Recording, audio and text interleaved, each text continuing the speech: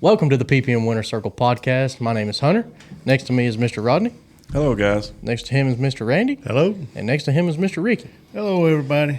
And today we have a special guest. They are not here, but you'll be able to hear him, and we'll have a little picture put up for him. Is Mr. Cody Sommer with Dirt in December at the Dome. Hey, that's Cody here. How's everybody doing? Doing good, Cody. How are you today? I'm pretty good. 'Tis the season, you know. Yeah, you're getting geared up for the show, I guess. Yeah, you know what the open wheel guys, they call it indoor season. I call it dome season Dome because season. we only got one. Yeah, exactly. It's Gateway, so Yeah. Well, Mr. Cody, the way we're going to kick this off here is I'm going to ask you the infamous first question here. How did you get started? What is your background in racing overall? Like, how did you get started out wanting to do anything with racing? So I started much like a lot of us, family affair, just kind of as a kid at the racetrack. My grandfather raced, my dad raced. I grew up in central Illinois, about an hour north of Peoria.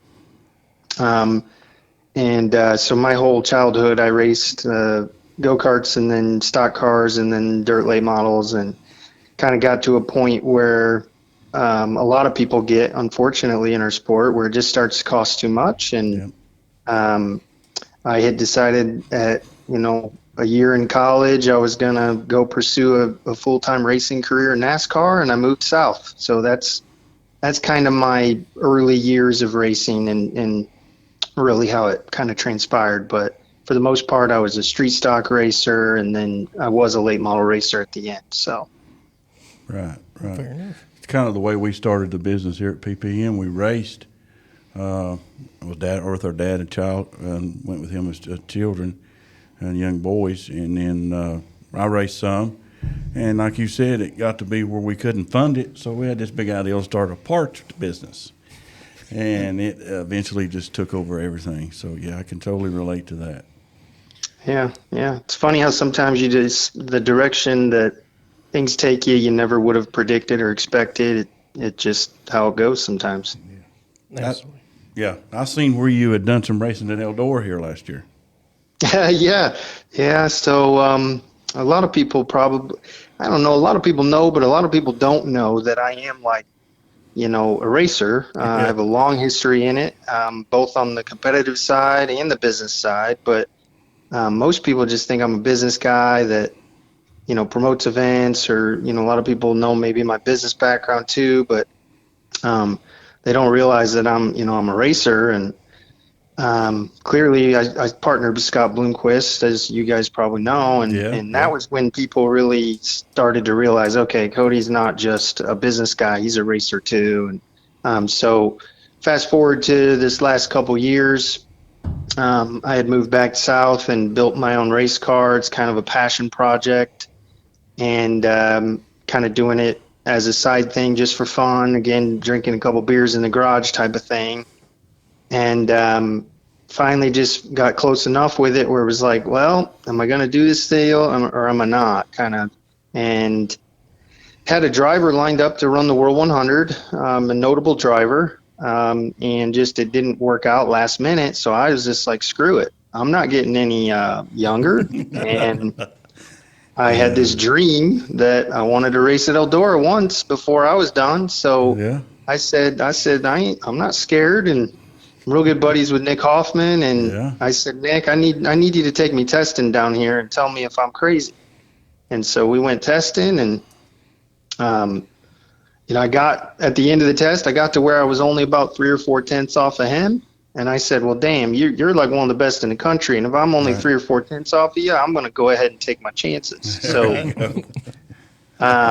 so the whole thing was, just go, and really off the bucket list type of thing. I was not expecting to light the world on fire or anything like that. It was all about fun and debuting the car and showing people, really the multitude of talents that I do have, and again, just having fun with it. So I'm glad I did it, and it was wild. It was really wild. So you have a fabricator background working with the NASCAR teams, or what did you do?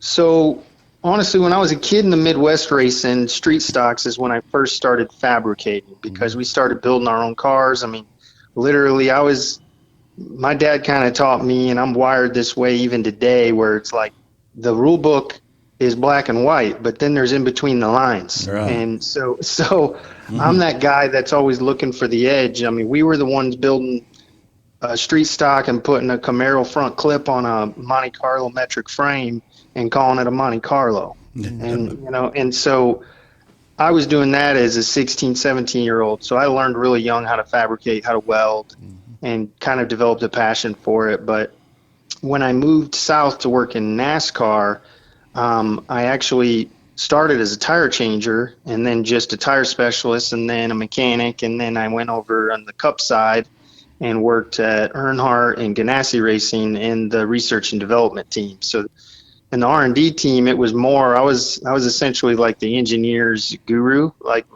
the gopher or engineers. They would come up with all the cool stuff and then they'd say, bolt this on the car. And I was the guy that bolted on the car. Yeah. So honestly, in NASCAR, it wasn't so much fab as much as it was mechanic. But on the fab side, it's more from my childhood, and then of course with Scott, we built cars, and so that was kind of an extension of my past. But I've always wanted to build a car. This whole DRT thing I started but I started the first car before I ever met Scott, and then when I met Scott, he looked at it in my shop at Mansfield Motor Speedway where I was building it because he was there testing for the Dirt Million, and this was before we had partnered up and stuff, and so he saw the first one before everybody did. And I ended up scrapping that one because it just wasn't going to work out. And I ended up moving to Tennessee, of course. And just life takes you in that direction. Yeah. So, Yeah. So is the chassis deal something that you want to endeavor in? I have zero interest in being a chassis builder. Now, that being said, if the right situation came along, I would, I have all the necessary equipment and tools. I mean, real nice shop, jigs, fixtures, everything. I mean, I could build 10 of them right now if I wanted, but I don't really want to do that. I mean, I'd like to work with a couple of people. So I'd like to build maybe 4 or 5 cars over the next couple years and work closely with a group of people that I really like. But that's probably, the gist of really what I'd like to do. I'd really like to kind of have a house car program where I take guys, notable drivers racing, or maybe even give somebody an opportunity that's really good that doesn't have an opportunity to go run a big race, like let's say at Eldora or wherever. That's kind of my probably objective with it. I do plan on running it quite a few times next year. So Yeah. I was going to say I know a place that can make some parts. So. Yeah, there you go. There you go. Well, I'm sure you guys probably assume this, but there might be a few of your parts on there. So, Now, Mr. Cody, what does DRT stand for? it's just an abbreviation for Dirt Racing Technologies. It was just a name I'd come up with. Again, I'm kind of a little bit of an innovator in a lot of senses, really. I mean, if you look at my promotional background with events, I'm always a guy that's off the wall, very different. I've been that way my whole life. I mean, you guys probably don't know this, but I started a beer business when I was 24, and I had a brewery in the Carolinas that was pretty successful across the country, and we were known for being very different. I mean, literally, I got an award for our package for being so different in InBev and the industry. So it's just kind of always been my MO, is really outside the box thinking, and the DRT thing is the exact same way. If you just look at pictures of the car, you would be like, man, this car's different. You don't even have to see underneath of it, and it's different just looking at the body. So kind of proud of being different. I don't like to follow. I like to lead, and sometimes it works out. Sometimes you fall on your face. It's just how you got to kind of accept that. When you're going to be different, you gotta kind of be willing to take the punches and take the praise. Yeah, I like how you own that. Yeah. That's who you are. I love that. Yes, sir. How old are you now, Cody? I am 37 years old. 37 years old. Yeah. I'd like to believe I'm still young, but I got two Oh, you're boys, still and young. yeah, You're and still young. Yeah. well, what's funny is my whole career. Again, I started pretty young at a lot of things. When I moved south, I was 19, 20 years old, and just starting the beer business at 24, and then even partnering with Scott, and then Mansfield and Dirt Million and Indian Doors and the Dome. And like every time I started something, I was the youngest to do this or the youngest to do that. And I'm starting to find out at 37, I'm not the youngest at everything anymore. So I'm starting to realize I'm getting at that point where, you know, I'm not old, but I'm definitely not, the spring chicken I used to be. So I got to be careful. Right. So this Gateway Dirt Nationals, what gave you the idea to do that out at the Dome? Well, again, I'm kind of crazy and think outside the box. So I knew, with all my events that I've done in the past, just about all of them, they've been different. Sprint Car World Championship, Dirt Million, you name it, they've been different. And I actually originally the idea started. I used to love PRI. Like it used to be something I just looked forward to every year to go to and be a part of. Um, and I just remember always feeling like, man, all these people, they come here to Indy and they just go get wasted after the show and drunk because there ain't much else to do other than go get drunk. So, and a lot of people love that. And heck, I even love that sometimes. But um, I started to realize there's an opportunity for something here. And so the idea originally started with I really wanted to do um, a dirt late model race indoors because that was my background at Lucas Oil Stadium. Well, long story short, I tried for at least 3 or 4 years. So this was 3 or 4 years before 2016 thing. Keep in mind, I tried for 3 or 4 years to get them to give me the thumbs up, and it was just no, no, no, no. So I finally was like, well, I can't let this idea go to waste. So that was when I went over to Bankers Life Fieldhouse during PRI with the midget race called Indy Indoors. And from a business perspective, the event was really successful. I mean, it was profitable. It was very well attended, almost a sellout. But as anybody that was there knows, it really didn't work out from a functionality perspective. Long story short, the building's just not meant for racing. It's too small. It's a basketball court. It's not a football field. So, but I knew it kind of made me go, wow, this really indoor thing for racing is something I'm really passionate about and fell in love with. Well, it just so happened around that exact same time in 2015, the St. Louis Rams were leaving St. Louis and going to LA. And I'm like, well, maybe St. Louis would do something, and because one of the big problems that Lucas Oil Stadium had was they pretty much clear their schedule for NFL, anything Indianapolis Colts.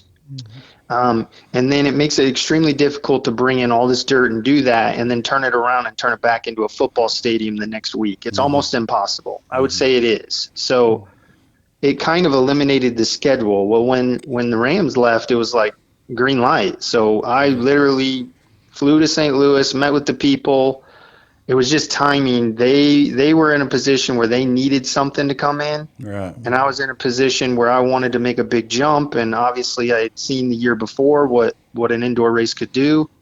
It was still crazy though, because that was midgets and this was dirt late models. So, it's one thing to do an indoor midget race because they do them all the time. But in 2016, the last time that an indoor late model race had occurred, of any magnitude anyway, there was one in Michigan, like an indoor Coke syrup thing, but really it was 1980 at the Pontiac Silverdome. And so I knew that this was something that somebody had attempted, and I was like, I need to do it better, and I think this would be huge. So really pushed all the chips in on it and said, let's do it. And so the rest is history.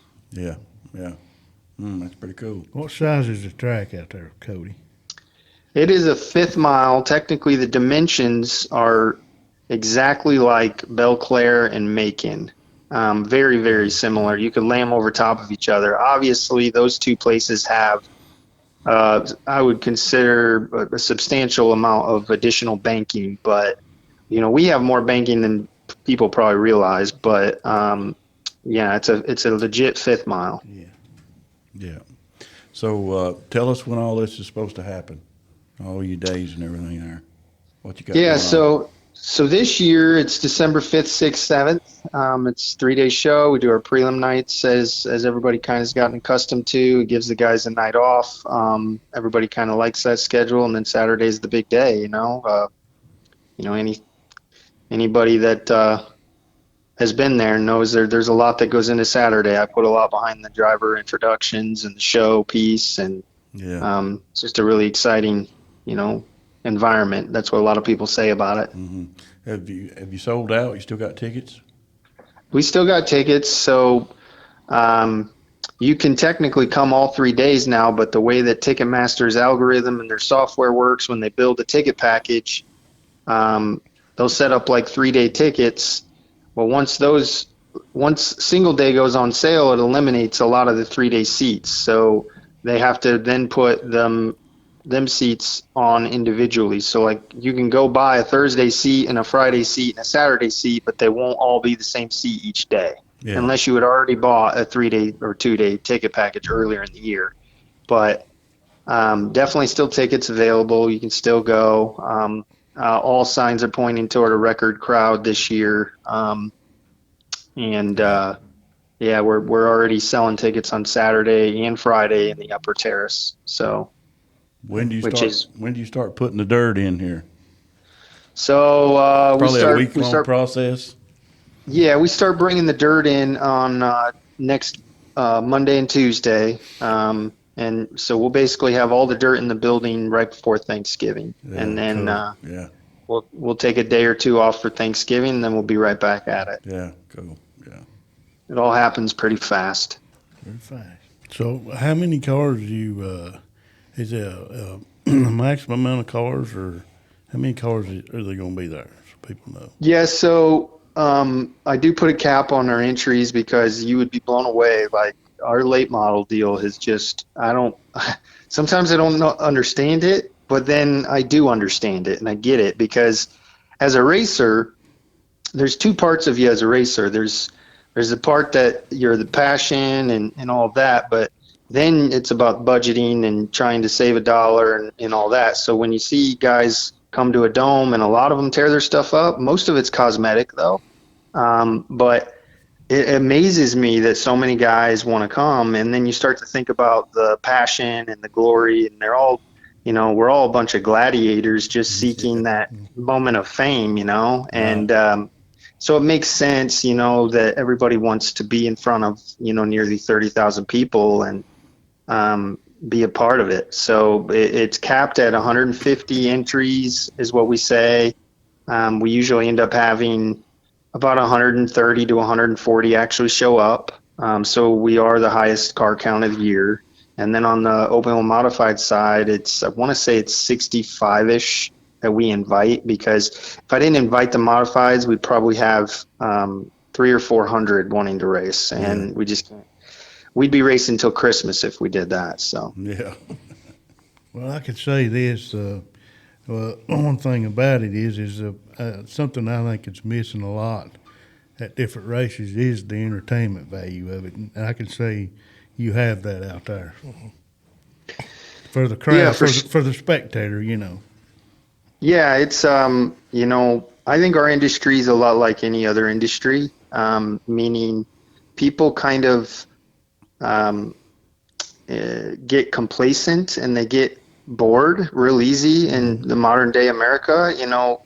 The reason why McDonald's makes different types of sandwiches and has specials is because people get bored of the same stuff. Yeah. Right. The reason that the beer companies make an Oktoberfest is because people want something different. They're getting tired of the same thing all the time.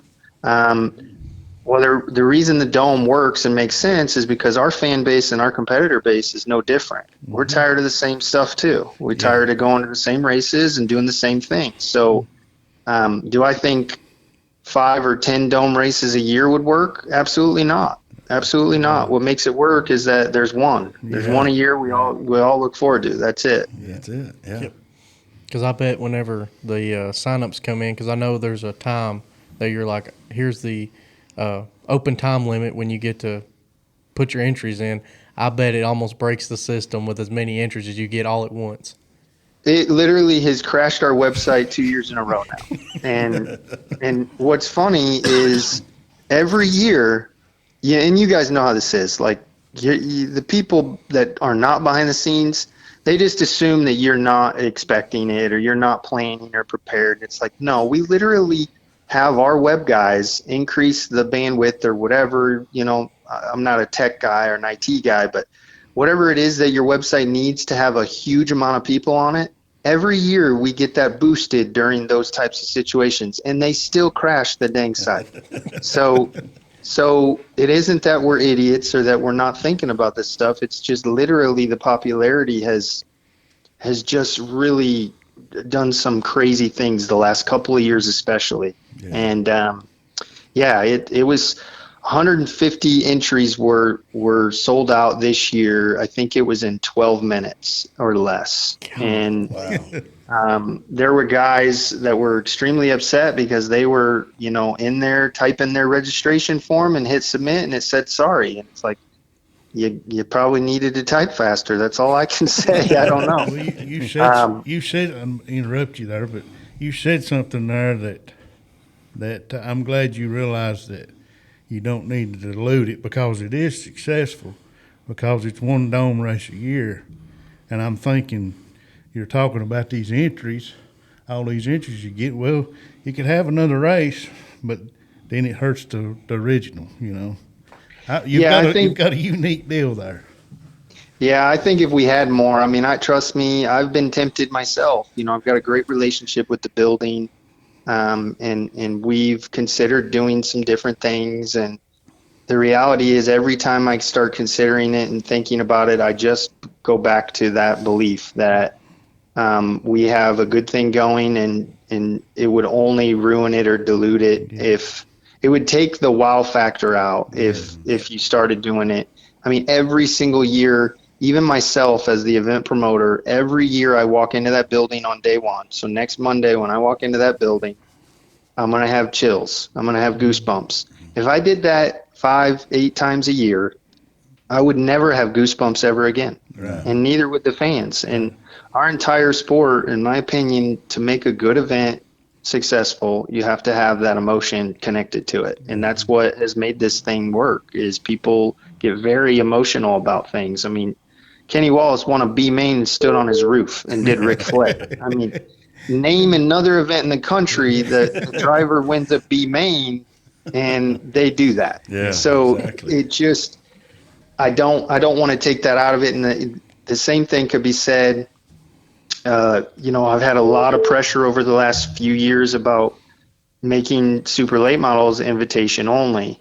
And again, I've contemplated, I've went back and forth, and I can't bring myself to do it because, again, think about if I was invitation only, there's a good chance that Tyler Carpenter would have never been invited. Yeah. Jason Welshin probably would have never have been invited. Right. And these are guys that have had success at the Dome and are a part of what makes the Dome so beautiful. That regional small-time guy has a chance. Right. Aero platform doesn't matter. Clearly, these guys are blowing the decks out. They don't care. The shock technology, it still matters, but it matters less. The engine, costs and size of motor still matters, but matters less. Yeah. And it's an equalizer, and I can't bring myself to making it an invitation thing only. I've got some ideas on how we can maybe limit some competitors that shouldn't maybe be there. There's a lot of guys that this is their only time they race all year. And I'd have to agree with some of the frustrated competitors that maybe those guys shouldn't be racing because, there's some guys that have been racing all year that are sitting on a waiting list trying to get in and they can't, so. So, what is your favorite part of the Dome? Oh, I would say my favorite part, a lot of people would probably think, oh, driver introductions. That's like, nah, it's not necessarily my favorite part, but it's definitely one of the cool things about it. But um, I don't know. I always seem to have like this, almost like a euphoric feeling when on Saturday the first qualifier takes like the green flag or they go on the track because to me, it's like a culmination of all the work that everybody's put in for the whole time to get the track built and the first 2 days of racing and all of it. And it's like now we're racing for what's really on the line here, right? Like these guys on the front row of this first race, it's like all the pressure that you can imagine. I mean, it's like only two guys transfer, and it's like any other race you go, it's 4 or 5 transfer usually, and it's still pressure and it's still a big deal, but there's something to be said about only 2 transferring. It's like a big deal and it's a lot of pressure. So I don't know. I've always liked that. I've always liked God Bless the USA in our opening ceremonies. Definitely like the opening ceremonies. I mean, I like a lot of things about the event, but um, yeah, I'd have to give it to qualifier 1. So Yeah. Well, Mr. Cody, right now we're going to go over to the quick time presented by PPM Racing Products. And what this is I'm just going to ask you a handful of questions here, and you just have to answer them as fast as you can. It's just random All off right. the wall questions, so just answer them as you can. I'll try my best. All right. Uh, First question is, what's your favorite color? Green, Favorite type of music? country, Favorite ice cream? probably just vanilla. I'm pretty boring in that department. Ford or Chevy? Oh, gotta be the Chevy. What's your go-to pizza toppings? All right, I'm gonna probably weird some people out on this one, but if I can have a regular cheese pizza with Canadian bacon and green olive on it, I'd be set for life. That's all I'd have to have. I'll be good. That sounds interesting, Yeah, actually. it does. Never had it with that. It does. On Supposed to be on a- setting a quick time. Are you hungry now? Everybody's hungry. Got my mouth watering. Hey, you got to know Hunter. He's always ready to eat. That's it, bud. That's my happy time. While he's eating, he's planning the next meal. That is correct. Heck, I might have to order one of them pizzas when I get off this interview. Well, I'm now officially jealous here. Uh, on a road trip, what's your go-to snack and drink? Oh, purple nos probably, and something gummies. I'm a gummy guy, so gummy bears or chewy sweet tarts or something like that. Hey, I do love a gummy. That's correct. Favorite pie or favorite pie or cake? Not a big cake guy, but I will eat the heck out of some pumpkin pie with whipped cream on top. Yeah. And the last one, what's your favorite soda? I drink, so this is another funny thing about me. I only drink one soda every day, and it's an 8-ounce Coca-Cola. Yeah. Yeah, I drink one every single day, kid you not. Yeah. that's a good habit to have. Well, it's like get you your fix, but you don't drink too much soda that way because it's, let's face it, Yeah. statistics show that it's probably one of the worst things you can have. But I don't like diet soda, so that don't really help me to have diet. So I just drink a regular Coca-Cola, but only an 8-ounce every day. You got me curious now. Is it like the glass bottle or? They make it in like a little can. Okay. Yeah, it's like a small little kid's size can. No, I had to know, Hunter. I know that glass bottle hits different. I'm telling you. Yeah, it definitely does hit different. Oh. Well, Mr. Cody, Just a minute here, yeah, Hunter. do you think, Ricky? Here we go. Cody, is there anybody? I know you got a lot of people behind the scenes out there to help you. Do you want? I can give you an opportunity here to thank some of them, if you want to. Oh yeah, there's a ton. I mean, obviously, Well, first and foremost, I'd have to shout out my now fiance Emma. She's a huge part of the event. She manages really the day to day. She manages it year round. Um, and while I screw off and do things like build race cars and all the things I probably shouldn't be spending my time doing, while she's making sure everything stays on the rails. Um, but of course, then there's a lot of other people with the event, a lot of staff. I certainly can't mention them all. We'd be on here for a while, but a lot of people to thank, the entire staff. Course Flow Racing, they've really been, even back in the Dirt on Dirt days, Flow has been a huge part of this event's success. And Castrol and O'Reilly, of course, as our title and presenting partners. And, what I would say is we have a lot of great partners. And none of this is possible without them. And you can actually go to our website and see them all there. And there's a lot of good information with the event there too. But you can see all of our sponsors. I encourage everybody to go check them out, click on their links, see who's supporting this race.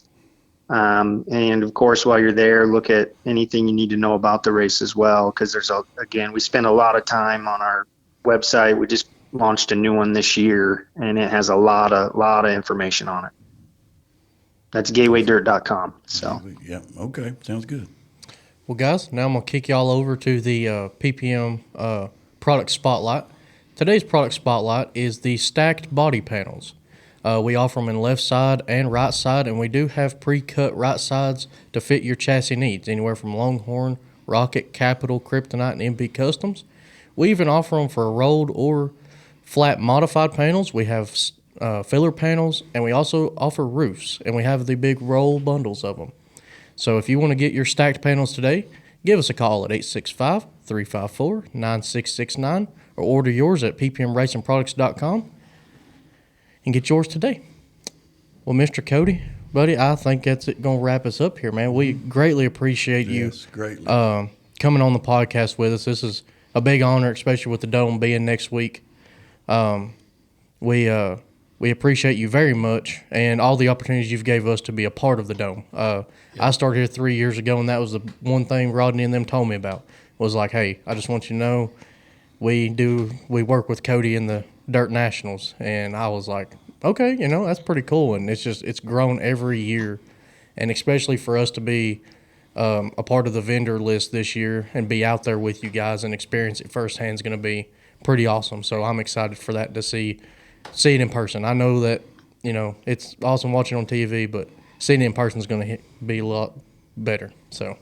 Oh no, I really appreciate you guys and definitely the support you've given over the years. I mean, actually, I think PPM's been a partner of mine even back in Mansfield. I think we've done some stuff, and just a lot of years we've done different things. So you guys have been a big supporter of Cody Sommer, whether it be different events or whatever. And so I really thank you guys for that. And I too am really excited that you guys are coming. I don't know if all of you are coming or what, but if you all don't come, I'm sure the ones that do go, they're going to make sure you're really jealous that you didn't go.